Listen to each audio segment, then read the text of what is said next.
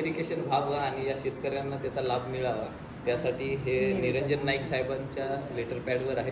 निरंजन नाईक साहेबांचे मिसेस आणि हे नात त्यांची वसंतरावजी नाईक साहेबांची नात आणि त्यासोबतच आहे ना 2-3 निवेदन आहेत. एक याच्यासाठी आहे पीक विम्यासाठी. पीक विम्यामध्ये तालुक्यातले जिल्ह्यातला वगळला ना ते त्याच्यामध्ये यायला पाहिजेत.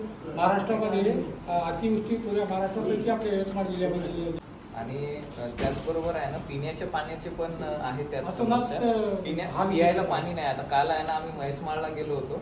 त्या महेशमाळला कालच्या तारखेत असं दिवसभर पाणी नव्हतं. पाणी भरत आहे. लहान लहान मुलं तुम्हाला आम्ही वाटलेच व्हिडिओज वगैरे दाखवतो. आमच्याकडे व्हिडिओज वगैरे आहेत. खूप बेकार हाल आहे आता. आणि याच्यात विषय काय दुसरा माहिती आहे का? आता मागे निरंजन नाईक साहेबांची सभा त्यासाठी झाली होती. ती सामाजिक सभा होती. बरोबर, सामाजिक सभा होती. पण तहसीलदार मॅडम आणि त्यांची आता क्रीडा संकुलची समिती जी आहे त्यात आमदार साहेब बहुतेक अध्यक्ष असतात त्याचे.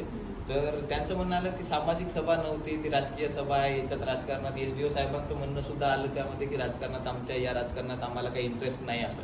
ठीक आहे, राजकारणात तुम्हाला इंटरेस्ट नसेल पण हे प्रशासन नेमका काय करत आहे हे सुद्धा आमचे प्रश्न आहेत. कारण प्रशासनाने या गोष्टीकडे तर लक्ष द्यायला पाहिजे ना. आता ह्या सामाजिक कामात सुद्धा इंटरेस्ट त्यांनी घ्यायला पाहिजे.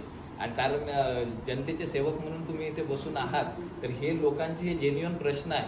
हे आमचे प्रश्न आहे नाहीत, ते त्यांच्या समस्या आहेत. एक वेळ प्रशासनाने सुद्धा दौरा करावा तिकडचा, नेमका पाहणी करावी काय गोष्टी आहेत त्या. आणि हे असे निवेदन.